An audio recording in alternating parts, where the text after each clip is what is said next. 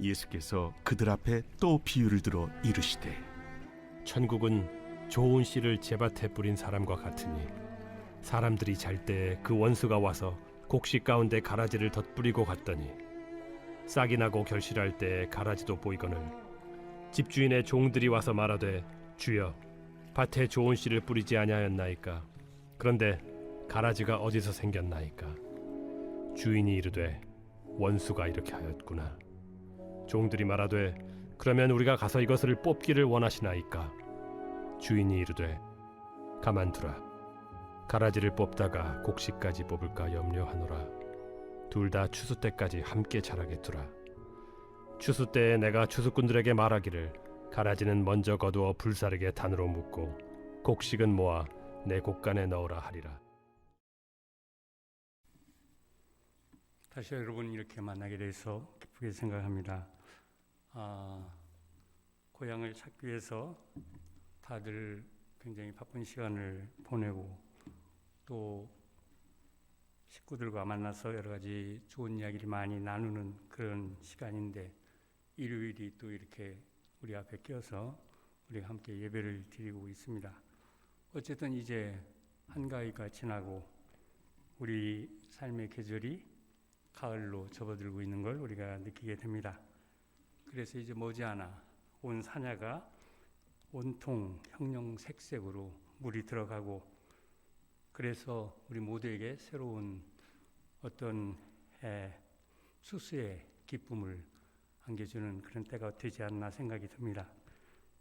물론 올 여름이 너무 더웠기 때문에 그리고 또 지난 태풍과 관련해서 여러 가지 사고도 많이 있었기 때문에 여전히 힘들고 아픈 삶을 경험하고 있는 사람들이 적지 않지만 그럼에도 불구하고 오늘 우리들에게 이 어려운 세상을 사는 우리들에게 저 들녘의 풍성한 결실들을 바라보게 해주는 것 다시 한번 우리가 감사한 마음을 갖지 않을 수 없는 이유라고 생각합니다. 그럼에도 불구하고 우리 마음속에 여전히 안타까움이 있습니다. 자연은 이처럼 태풍이든 더위든 뭐든 간에 매우 정직해서 때가 되면 무르익고 또 우리들에게 삶의 열매를 이렇게 제공해 주고 있는데 우리 인간이 살아가는 사회는 이상하게도 뭔가 많은 문제를 안고 있는 걸 우리가 보게 됩니다. 근래 와서 특별히 우리 사회가 초갈등 사회라는 말을 사용하고 있습니다만 이런 경쟁이 너무 심화되다 보니까 우리 모든 사람이 어떻게 보면 삶으로부터 어떤 재미를 느끼는 게 아니라 마음이 어두워지는 걸 금할 수가 없는 것 같습니다. 때가 되면 조용히 연근은 저 가을의 결실 그리고 그것이 주는 기쁨은 사라지고 이제 지속성이라는 말이 우리 뇌리를 떠나지 않는 삶의 위험과 위기로 가득 찬 그런 삶을 우리가 살아가고 있다라고 하는 것 이건 뭔가 우리 안에 어떤 지혜의 부족 어떤 인식의 부족이 가져온 결과가 아닌가 하는 생각을 하게 됩니다. 왜 이렇게 되었을까요?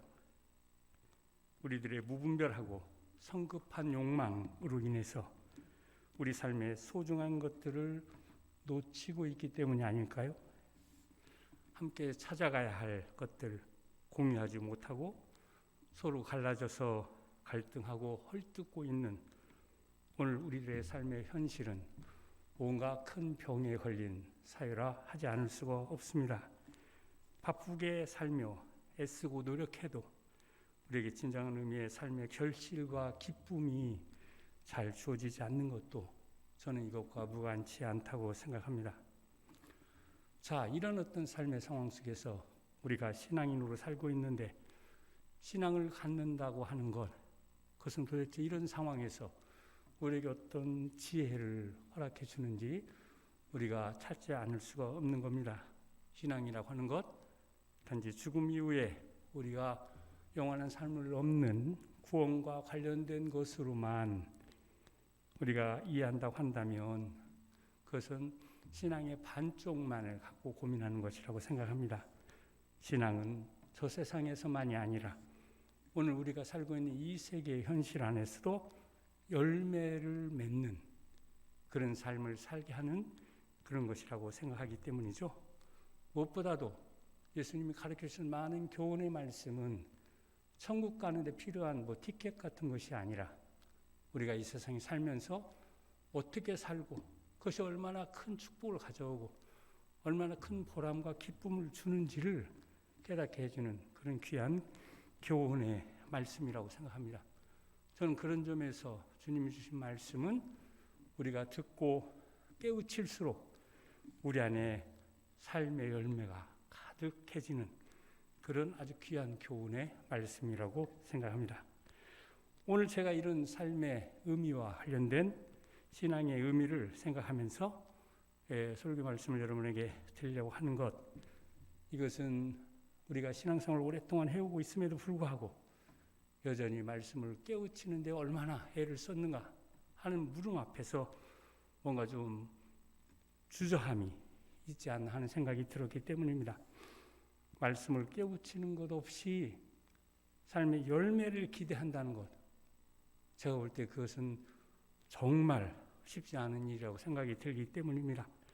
하나님 말씀은 하나님의 뜻과 그분의 통치와 관련되어 있지만 이 뜻은 또한 우리가 살아가는 이 세상의 인간의 삶에 그분의 사랑과 자비와 연결된 그런 어떤 은총의 세계로 우리를 이끌어가는 것이기 때문에 이런 어떤 은총의 세계를 맛본 사람들이 이 세상 안에서 삶의 열매를 맺는 것 너무나 당연하다고 생각이 되기 때문이죠. 특별히 예수님께서 많은 말씀을 주셨지만 씨앗에 비유든 추수에 비유든 여러 가지 말씀 속에서 열매 맺는 삶의 이야기를 빼놓지 않았던 것도 저는 여기에 그 대답이 있다고 생각합니다.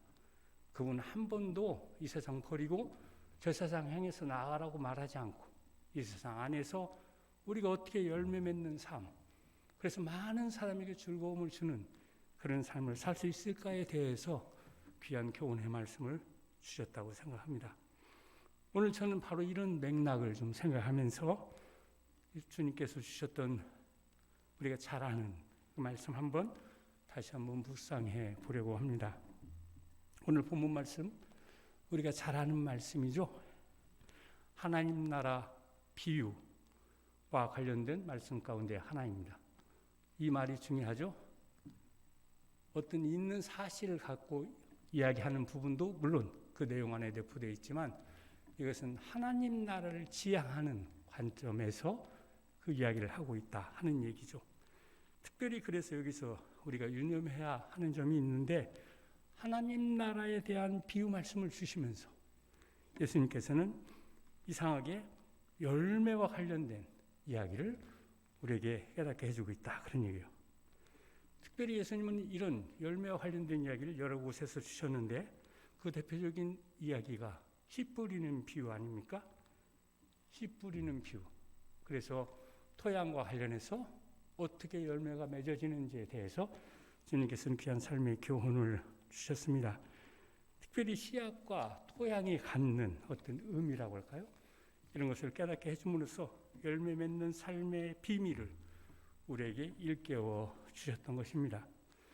그러면서 우리에게 꼭 알아야 하는 어떤 교훈의 말씀을 줬는데 그것이 바로 하나님의 말씀이 갖는 의미라고 할까요? 그것을 강조함으로써 우리 인생이 이 세상에 살면서 하나님의 뜻을 깨닫고 그의 말씀을 대하며 살고 있다는 것이 얼마나 큰 행복을 가져오는지를 보여주고자 했다고 생각이 듭니다. 근데 오늘 이 말씀도 바로 이런 열매 맺는 삶과 관련된 맥락에서 주신 말씀입니다. 제가 이 말씀을 강조하는 건 알곡과 가라지로 얘기되는 어떻게 보면 농사 짓는 일처럼 보이는 이야기, 그러나 또 다르게 보면 그것만도 아닌 것 같은 이야기 안에 뭔가 아주 어떤 맥락이 있다라고 하는 걸 우리가 좀 생각해야 된다 그런 얘기예요. 열매를 맺는 이야기에 대해서 주님께서 여러 가지 얘기를 주셨지만 알곡과 가라지와 관련된 오늘의 비유의 말씀 속에서도 여전히 주님은 열매 맺는 삶에 대한 관점을 가지고 우리에게 말씀을 주시고 있다 생각이 들기 때문입니다. 자, 본문 말씀, 우리가 오늘 읽은 말씀이죠. 다시 한번 살펴보면 이렇습니다. 어떤 사람이 좋은 씨를 밭에 뿌렸는데 좋은 씨임에도 불구하고 원수가 와서 가라지를 덧뿌리고 갔다고 합니다. 그래서 싹이 나고 결실할 때가 되어서 살펴보니 그 안에 감춰져 있던 가라지가 자라고 있었다는 것을 알게 되었다는 거죠. 가라지가 자라고 있는 걸 알게 되자마자 종들이 나서면서 저 가라지를 제거해 버려야 한다고 주장했다는 겁니다. 그런데 이상하게도 주인은 종들에게 가라지를 제거하면 안 된다, 가만두어라 라는 말씀을 주셨다는 것이죠. 그 이유는 매우 단순해 보이는데 아직 추수 때가 아니다는 말씀으로 그 이유를 설명하고 있었다는 겁니다. 그러니까 좀 기다리면 추수 때가 되면 그때 알곡과 가라지는 가려져 불살라지게 된다. 그러니까 지금은 가라지를 제거할 때가 아니다는 말씀을 주셨다는 거예요. 오히려 이 가라지를 제거하려다 자칫 잘못하면 문제를 크게 만들어서 알곡까지 다치게 하는, 알곡을 상하게 하는 우를 범할 수 있다라고 하는 게 주님이 주셨던 경고의 말씀이었습니다. 자, 이 말씀이 그렇게 어려운 말씀 아니죠? 우리가 농사를 지어보지는 않았지만 우리가 논에서 흔하게 보는 그런 어떤 현상을 설명하고 있기 때문입니다. 그래서 이 내용이 낯설거나 복잡해 보이지도 않습니다. 그런데 그렇다고 해서 이 말씀이 자명하게 이해되는 것도 아니죠. 저는 여기에 우리가 좀 더 깊은 생각을 해야 되는 대목이 있다고 생각합니다. 단순한 농사 이야기를 말하고 있는 것 같지만 그러나 이 이야기 속에는 이 세상에서 일어나는 어떤 인간의 문제들과 관련해서 신앙의 열매 맺는 삶의 감추인 비밀을 이야기하고 있다 여겨지기 때문입니다. 그래서 주님께서는 오늘 본문 말씀을 통해 우리들의 삶의 현실 속에서 경험하는 여러 가지 문제들을 염두에 두면서 열매 맺는 삶으로 나아가는 감추어져 있는 지혜와 교훈을 새롭게 일깨워 주고 있는 겁니다. 그래서 그런지 이 비유의 말씀이 잘 이해되지 않았던 제자들, 우리와 똑같죠? 우리도 잘 이해가 되지 않습니다. 제자들이 예수님께 질문을 했습니다. 오늘 본문 36절 이하의 말씀이 바로 그것이죠. 도대체 이 비유가 무슨 얘기입니까? 설명을 좀 해주십시오 했더니 예수님께서 무슨 설명을 해주셨다. 오늘 성경에 보면 그렇게 되어 있는데 이런 말이 나오고 있습니다. 좋은 씨를 뿌리는 이는 인자요, 밭은 세상이고 좋은 씨는 하나님 나라의 자녀들이요, 가라지는 악한 자의 자녀들이며 가라지를 뿌린 이는 악마요, 추수 때는 세상 끝날이고 추수꾼은 천사들이라 라고 하는, 어떻게 보면 굉장히 어려운 말씀을, 은유적인 어떤 비유의 말씀을 설명으로 주었다, 그런 얘기예요. 자, 그동안 오랫동안 이 알곡과 가라지 얘기를 가지고 많은 사람이 얘기를 하면서 이 가라지 이야기를 잘못 오해했던 부분, 대목이 여기에 있지 않았나 저는 그렇게 생각합니다. 제가 뭐 성서를 아주 깊게 연구한 사람은 아니기 때문에 이 설명이 도대체 예수님께서 다시 주신 것으로 되어 있지만 어찌 보면 제자들의 생각이 혹시 거기에 좀 섞여지지 않았을까 하는 의혹이 있는 어떤 말씀이라고 생각되기 때문이죠.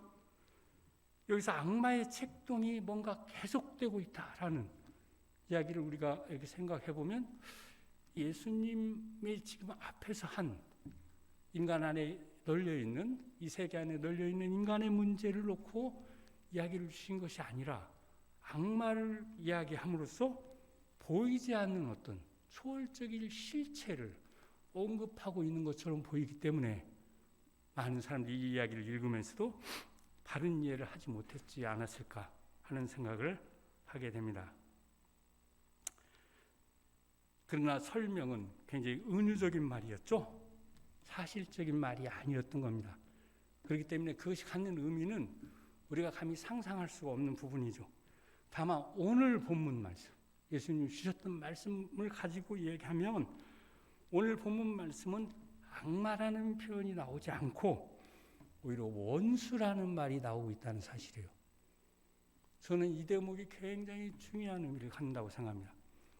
나중에 한 설명에서는 악마라는 표현을 사용하고 있는데, 그러나 오늘 본문에서는 예수님은 직접 제자들에게 원수가 와서 가라지를 뿌리고 갔다, 이렇게 말을 했다는 겁니다. 저는 여기에 아주 중요한, 우리에게 뭔가 새로운 깨달음을 주는 그런 대목이 이 안에 들어있다고 생각이 듭니다. 원수가 뭡니까? 초월적 어떤 악마인가요? 원수가. 흔히 한국교회 많은 분들이 우리의 원수는 저 귀신, 초월의 세계에 있는 어떤 이상한 존재들, 이렇게 생각을 했어요. 그러나 일반적으로 이해하면 원수라는 건 적을 말하는 거죠. 적. 인간 집단 안에 두 집단이 싸우게 될 때 내가 우리 편이 아닌 다른 편, 이걸 원수라고 표현하지 않습니까? 그래서 옛날에는 원수, 그러면 그게 무슨 고정 개념으로 특정한 집단을 딱 가리킬 때 쓴다고 생각했지만, 요즘에는 특정한 집단이 아니라 갈등하고 있는 인간 세계 안에서 대립되어 있는 어떤 집단들을 표현할 때 우리의 원수, 우리 편이 아닌 사람들을 가리켜 원수, 적이라는 표현을 쓰고 있지 않습니까? 그래서 다른 말로 고치면 타방이었다, 그런 얘기야. 아방, 타방, 내 편, 저 편. 근데 저 편 사람들이 와서 가라지를 뿌리고 갔다, 그런 얘기야. 만약 이게 초월적 실체 악마가 아니라 원수라고 우리가 우리 현실에 있는 어떤 대상을 생각하면서 이해한다고 한다면, 그러면 이 가라지 문제는 우리에게 많은 암시를 주는, 정말 우리가 정말 깊이 생각해야 되는 그런 삶의 문제라고 생각합니다. 만약에 이게 어떤 천사와 같은 존재인 악마가 와서 이런 일을 저질렀다고 한다면, 우리가 이 세상에 사는 동안 아무리 기도하고 아무리 새벽 기도하고 여러 번 이렇게 예배를 드려도 이 문제를 해결할 수 있는 길이 나타나지 않는다고 생각이 듭니다. 그러나 만약 이것이 내 편이 아닌 다른 편이 와서 저지른 일이라고 생각한다면, 이것은 오늘 우리가 이 세상에 살면서 정말 많은 생각을 함께 모아야 되는 지혜가 필요한 그런 대목이라고 생각이 되는 거죠. 자, 그렇다고 한다면 이 가라지, 악마가 아니라 원수가 만들어 놓은 이 알곡이 아닌 가라지 문제는 우리에게 새로운 생각을 요구하고 있는 거죠. 뭔가 이 알곡을 자라는데 장애가 되는 어떤 무엇을 했다는 얘기 아니에요? 만약 이걸 사람 키우는 문제로 가져왔다고 한다면, 사람을 알곡으로 키우기 위해서 우리가 갖고 있는 어떤 지혜가 있을 수 있습니다. 그걸 가지고 열심히 하는데, 그 배우는 사람 가운데서 선생에 대해서 대항하는 세력들이 생겨나면서 다른 말을 가지고 자꾸 이끌고 간다고 한다면, 그 반안에는 가라지가 있는 거죠. 예수님이 말씀하시고 있는 이 가라지는 바로 이것을 말하고 있다고 생각합니다. 가라지 문제라고 하는 것은 그렇기 때문에, 물론 신앙이 불필요하다 그런 얘기가 아니죠. 정말 신앙의 눈으로, 그러나 현실의 어떤 문제성을 바르게 보면서 그 지혜를 찾아가면 뭔가 우리 안에 그 해답이 주어질 수 있는 그런 문제라는 사실을 오늘 이 원수라는 개념을 통해서 우리가 깨닫게 된다, 그런 얘기예요. 왜 그럴까요? 가라지가 계속 생겨나는 한, 적이 와서 계속 이상한 짓을 하고 있는 한, 아무리 좋은 알곡이라 할지라도 그는 여전히 갈등 속에 들어가게 되고, 또 어떤 경우에는 생존의 위협 앞에 서게 되기 때문이죠. 내 것을 다 뺏어가면 어떻게 하나 하는 위험 앞에 서게 되는 것, 이것이 인간의 현실적 삶의 모습이기 때문입니다. 자, 그러다 보니까 어떤 일이 벌어집니까? 요즘 우리 사회에서 행행되고 있는 TV만 키면 나오고 있는 이야기들, 아주 지겹도록 듣는데 또 나오고 또 나오고, 언제 저 얘기가 좀 그치나 하는 생각을 하는데 그치지가 않는 그런 어떤 현상하고 저는 유사하다는 생각이 듭니다. 계속 서로 간에 가라지를 뿌리고 있는 거예요. 모르겠어요. 어디에 진실이 있는지. 자, 그렇게 한다고 한다면 이 알곡, 이 느끼는 갈등과 생존 위협이라고 하는 것 우리가 존중해야 된다 그런 얘기예요. 원수가 와서 가라지를 뿌리니까 가라지하고 싸움을 벌이게 알곡을 가지고 싸움을 하자 이 이야기가 아니라 오히려 알곡을 보호하는 방향의 지혜를 모아야 한다라고 하는 것이 오늘 예수님께서 주셨던 교훈의 말씀입니다. 놀라운 얘기 아닙니까? 우리는 한 번도 이런 생각을 해본 적이 없죠. 원수가 앞에 있는데 그걸 놔도 어떻게 하든지 제거해야지. 그리고 우리를 생각하자. 이게 우리가 취하는 태도인데 오늘 예수님은 가만두어라. 언젠가는 끝이 와. 그때는 자동으로 없어진다 하는 게 예수님의 말씀 아닙니까? 그렇게 함으로써 오히려 우리의 온 관심을 알곡으로 키우는 데 쏟아야 한다 하는 걸 지금 이 본문은 우리에게 말씀을 해주고 있다 그런 얘기입니다. 그렇게 함으로써 사실은 신앙인 우리에게 어떤 책임감을 부여하고 있는 거죠. 만약 악마가 와서 뿌렸다고 한다면 내가 하나님을 믿지만 아무런 책임이 없는 겁니다.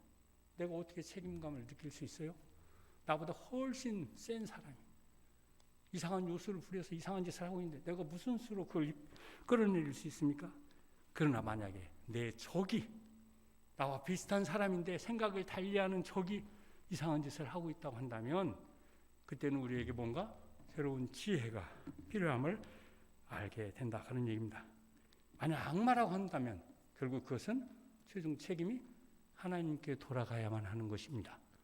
그렇기 때문에 이 악마라는 말은 아마도 원수를 사랑할 자신이 없었던 제자들이 이런 어떤 이야기를 예수님의 말씀을 통해서 성산에 기록함으로써 조금 약간 호도한 느낌이 있지 않았을까 하는 생각을 하는 거죠.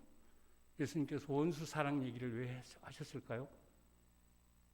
무슨 종교의 경전이든 뭐든 제가 아는 한 동양의 무슨 옛날 고전이든 뭐 원수를 사랑하라는 말은 별로 없어요. 원수 사랑하라는 말 들어본 적 있습니까? 그 미친 사람이 할 수 있는 말이에요. 미치지 않고는 들을 수 없어요. 그러니까 요즘 하도 이 말이 너무 어려우니까 사람들이 어떤 말을 자꾸 인용해요? 우리 동양에서 이렇게 많이 들려왔던 황금률, 그건 원수를 사랑하라는 게 아니라 남에게 싫은 일을 하지 말라는 일, 부정의 방식으로 황금률이 주어졌어요. 근데 예수님이 주신 원수 사랑 계명은 긍정의 화술로 우리에게 주어진 거죠. 그러니까 나에게 싫은 거 남에게도 하지 마. 제가 그 얘기를 들으면서 무슨 생각한지 아십니까? 그건 나는 할 수 있겠네. 난 내가 싫은 거 남한테 시키기 싫으니까. 태생적으로 그래요. 내가 싫은데 왜 남한테 그걸 하라고 그래? 미친 사람이지. 그리고 그건 그렇게 어려운 일이 아니야. 우리 모두가 할 수 있는 일이야. 그러나 원수를 사랑해? 이건 난 못하겠어. 이런 생각을 늘 갖고 살아왔는데 뜻밖의 쉬운 길을 얘기하니까 같은 황금률이래. 어떤 분이 그런 얘기를 하길래 제가 이런 어떤 반박을 좀 했더니 굉장히 당혹스러워하더라고요. 제일 어려운 것. 그런데 그렇기 때문에 우리 삶의 획기적인 어떤 변화와 획기적인 삶의 길을 뚫을 수 있는 것. 이것이 바로 예수님의 원수 사랑과 관련되어 있었는데 알곡과 가라지 문제에 있어서도 여전히 이 원수라고 하는 대목이 그 핵심을 장악하고 있는 걸 우리가 보게 된다 그런 얘기예요. 자, 그렇기 때문에 열매 맺는 삶의 문제와 관련해서 오늘 가장 중요한 교훈은 예수님이 주셨던 거죠. 가라지에 대해서 신경 쓰지 말고 알곡에 대해서 신경 쓰라는 얘기입니다. 저는 언젠가 이 교회에서 여러 번 설교를 한 다음에 저쪽 대학교에 가서 그 많은 학생들 이렇게 생각하다가 그때 교회 표어를 하나 정했던 적이 있습니다. 생명을 살리고 사람을 키우는 교회. 왜 그런 생각을 했는지 잘 모르겠지만 누구는 되고 누구는 안 되고 안 믿는 사람은 뭐 어쩌고 저쩌고 이런 얘기 다 필요 없고 뭔가 알곡을 키우는 쪽의 표요 같은 게 뭘까? 우리 모두가 우리를 반대하는 사람이 있을지라도 생명과 사람을 살리는 쪽으로 생각을 해 나간다고 한다면 우리의 이 모임은 정말 엄청난 힘을 발휘하는 거 아닐까 하는 생각을 했습니다. 특별히 이런 생각을 제가 하게 된 건 우리 의과대학에 와서 이 교회를 섬기면서 깨닫게 된 거죠. 사람 하나 살리는 것이 얼마나 중요한지를 이 병원을 통해서 깨닫게 됐기 때문입니다. 언젠가 어느 의사 선생님한테 들은 얘기입니다. 환자가 위급한 상황에 처해 있대요. 그럼 그때 의사가 어떻게 하냐? 굉장히 흥미있는 제목 아니에요? 저는 의사의 세계를 잘 모르니까. 환자가 위급한데 의사가 어떻게 할까? 그걸 치료하는 게 당연하지 않아? 그랬더니 집에 간다는 거예요. 에? 환자가 위급한데 집에 가? 아니, 집에 간다는 말이 아니라 집에 가면 죽고 그 밤을 의사가 환자와 함께 거기에 같이 있으면 살더라는 얘기예요. 내가 너무 다행이다 그랬습니다. 아, 생명을 살리는 비밀이 거기 옆에 있는 거였구나. 알곡을 키우는 비밀이 알곡과 함께 있는 거다. 그런 얘기예요. 그걸 갖고 알곡은 놔두고 자꾸 무슨 가라지하고 싸우려고 하지 마라. 알곡 옆에 우리가 함께 하면 알곡이 힘을 갖게 되고 그 힘을 통해서 전체가 달라지고 전체에게 새로운 삶의 세계가 열리는 놀라운 일이 일어난다는 거죠. 그러나 이것은 우리가 현실적으로 아무리 계산을 해도 나오는 대답이 아니죠. 신앙이 필요한 이유가 저는 여기에 있다고 생각합니다. 하나님은 모두를 사랑하는 거죠. 이 세상에는 무엇도 나쁜 것이 있을 수 없습니다.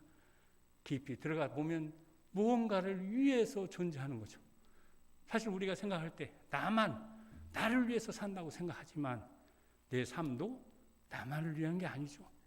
뭔가 누군가를 돕고 누군가를 살리고 누군가를 알곡으로 가는 데 기여하기 위해서 살고 있다는 생각을 우리가 하게 되는 겁니다. 그렇기 때문에 가라지를 뽑으려다가 알곡까지 뽑게 되면 어떻게 하겠느냐라고 경고의 말씀을 주셨던 예수님의 교훈 속에는 너무나 큰 메시지가 감춰져 있다고 생각합니다.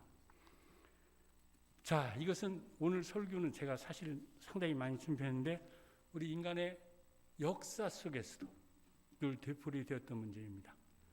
뭔가 서로 싸움 가운데 한편이 힘을 잡으면 적을 늘 제거하는 방식으로 그 어떤 삶을 운영했던 거죠.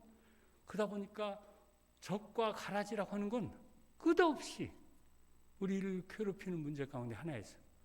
지금까지도 해결이 안 됩니다. 오히려 요즘 와서는 위험과 위기가 더 커지고 있고 갈등이 아주 극도로 첨예화된 사회 속에 살고 있기 때문에 요즘 운전하다가도 잘못하면 큰일 나죠. 말 한마디 잘못해도 아주 막 큰 대판 싸움이 나가는 그런 현상 많이 경험하지 않습니까? 이런 초갈등 사회를 살고 있는 이런 세상에 우리가 있다고 한다면 오늘 주님이 주신 이 말씀은 너무너무 귀한 교훈을 우리에게 준다고 생각합니다.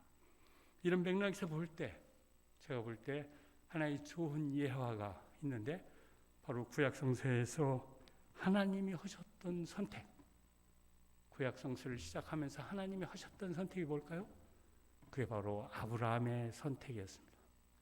하나님이 하셨던 아브라함의 선택 이야기는 우리에게 많은 묵상거리를 준다고 생각합니다. 왜 아브라함을 선택했을까요? 왜 하나님은 째째하게 많은 인류를 다 옆에 두고 아브라함 한 사람한테 집착을 했을까요? 그게 하나님이에요? 이게 너무 이상해. 일반 논리로는 이게 설명할 수가 없어. 째째하신 하나님. 한 번에 모든 인류 앞에 나타나서 공평하게 다루고 공평하게 이끌어가고 공평하게 축복하고 그래야지. 어떻게 한 사람을 찾아가서 그를 뽑아내서 그로 하여금 새로운 이상한 길을 가게 하고 이게 어떻게 하나님의 일이 될 수 있을까? 우리가 생각할 때는 뭔가 이벤트적으로 하나님이 여러 사람 세워놓고 큰 기적 한번 일으켜 보면 끝날 일인데 그것을 아브라함을 불러다가 알지도 못하는 이상한 데로 가게 하고 떠돌이로 만들고 그런 과정을 거쳐서 하나님께 원하는 길로 가게 만든 이 일, 이게 얼마나 어리석은 방법일까요? 그런데 이게 바로 하나님의 방법이라는 데서 우리에게 많은 깨달음과 교훈을 준다고 생각합니다. 알곡을 키우는 쪽으로 하나님은 처음부터 알곡을 보호하고 키우는 것을 그의 생명 살리는 일에 핵심으로 삼았다. 그런 얘기. 자, 그렇다고 한다면 우리 교회가 사람이 많이 나왔느냐 많지 않았느냐 하는 건 문제가 안 된다고 생각합니다. 우리한테 알곡을 키우려고 하는 의지가 있느냐, 우리 병원 안에 알곡이 되려고 하는 의지가 있느냐 하는 것, 저는 이게 가장 중요한 우리가 얻을 수 있는 삶의 교훈이라고 생각합니다. 오늘 우리는 그 어느 때보다 여러 위험들과 위기가 항존하는 시대를 살고 있습니다. 아마 갈수록 우리의 미래의 삶은 더 좋아지지 않을 거라는 불안감이 우리를 사로잡고 있는 거 아닌가요? 사람을 선하게 키우자고 아무리 외쳐도 잘 되지 않는 세상, 현실이 우리를 지배하고 있죠. 특별히 모든 사람이 어떤 동시대적인 인식을 갖는다는 게 너무 어려운 시대를 살고 있기 때문에 적들이 하나만 있는 것도 아니고 수많은 사방에 적들로 둘러싸여 있는, 다른 생각을 가진 사람이 너무 많은 그런 시대를 살면서 우리가 어떻게 함께 알곡으로 성장하는 그런 삶의 길로 나아갈 수 있을까? 저는 이것이 우리가 당면한 아주 중요한 삶의 과제가 아닌가 생각이 듭니다. 자, 이런 시대에 저는 한 가지 성경이 말해주는 지혜를 생각합니다. 그것은 바로 달란트와 관련된 거죠. 우리 인간은 이 세상에 태어날 때 내가 스스로 태어난 게 아니죠. 뭔가 이렇게 다른 거에 의해서 내가 태어나게 됐는데 날 때부터 나한테 뭔가 주어진 게 있었다, 그런 얘기예요. 제가 이렇게 설교를 여러 번 거듭하면서 깨닫게 된 겁니다. 그런데 우리는 내게 없는 것을 향해서 살고 있죠. 저 사람이 자동차 샀어? 나도 그거 한번 해봐야지. 이런 마음이 다 생겨요. 어디가 미국에 여행 가? 나도 한번 가봐야지. 이런 말 하면 어떨지 모르겠지만 유학 갔다 온 사람이 미국을 한 번도 경험을 안 했다고 하니까 다 놀래더라고. 미국을 경험을 안 해? 그래서 사실은 우리 박주영 선생님이 그럼 한번 구경해라. 그래서 제가 한 3개월 갔다 온 거예요. 별것도 없더라고. 그래서 그게 중요한 게 아니구나. 뭐 내가 없는 것을 쫓아서 신기루 잡듯이 여기저기 쫓아다니는 거, 이게 중요하지 않고 내 안에 있는 거, 여기에서 답을 얻어야 되는 거구나. 그 이후부터 더욱더 저는 제 과거로부터 지금까지 되어져 왔던 많은 삶의 일들 가운데 무엇이 정말 나를 이끌어 왔는지를 찾기 시작한 거고, 그것을 알게 되니까 마음이 너무 편해졌어요. 이제 내가 어디로 더 갈 필요도 없고 무슨 욕망을 따라 살 필요도 없고, 계산해 보니까 많이 살면 20년? 근데 뭐 그거 얼마나 금방 가겠어요? 은퇴하고 벌써 5년이 지나? 푼 것도 없는데? 뭐 이런 생각이 드는 거죠. 마음이 편해졌어요. 정말입니다. 이거 농담을 하는 말이야. 마음이 정말 편해. 이걸 발견하면 내 안에 있는 걸 가지고 우리가 노력하고, 내 안에 있는 걸 통해서 내가 알고게 되려고 노력하면 그때 우리가 싸우고 분열하고 이렇게 이상한 짓 하는 거, 이거 해결하는 길이 보일 수 있는 거 아닌가 하는 생각을 하게 되었습니다. 세상은 거대한 꿈과 발전을 향해 나가고 있는 것처럼 보이지만, 그러나 그 어느 때보다도 예기치 못했던 갈등과 대립의 문제들이 그 힘을 더해가고 있는 그런 시대를 살고 있죠. 그러나 문제는 뭡니까? 결과가 그렇게 낙관적이지 않다는 사실입니다. 그래서 이런 문제성을 생각할 때마다 우리는 새로운 미래를 위해서 우리의 소명의 삶을 귀하게 여겨야 한다 하는 생각을 다짐하게 되는 거죠. 바로 대안적 삶, 그 대답은 우리에게 주어진 것, 내게 있는 걸 통해서 우리가 얻을 수 있다고 생각하기 때문입니다. 아무쪼록 하나님께서 주시는 능력과 비전이 믿는 우리를 새롭게 일깨우기를 바라고 이 교회를 통해서 우리가 생명을 살리고 사람을 키우는 저 하늘 지혜를 가지고 이 대학과 이 지역과 연세와 나라와 세계를 섬기는 여러분, 축복받은 여러분이 되길 기원합니다. 기도하겠습니다. 좋으신 하나님, 답답한 현실 속에 살고 있음을 고백드립니다. 여러 가지 문제들로 가득 차 있는 오늘의 현실, 사람들이 많은 얘기를 하지만 그 어디에서도 우리는 답을 찾기가 쉽지 않습니다. 다시 하나님의 말씀에 귀를 기울입니다. 우리에게 오셔서 깨닫게 해주시고 우리에게 오셔서 새로운 지혜와 힘을 허락해 주옵소서. 이곳에 세운 이 귀한 대학교에 이 평온을 위해서, 지역사회를 위해서, 그리고 나라와 세계를 위해서 정말 크게 쓰임받는, 알고 키우는 일로 이 세상의 이름을 떨치는 귀한 대학과 병원이 되게 해주옵소서. 이 모든 말씀 예수님의 이름으로 기도합니다. 아멘.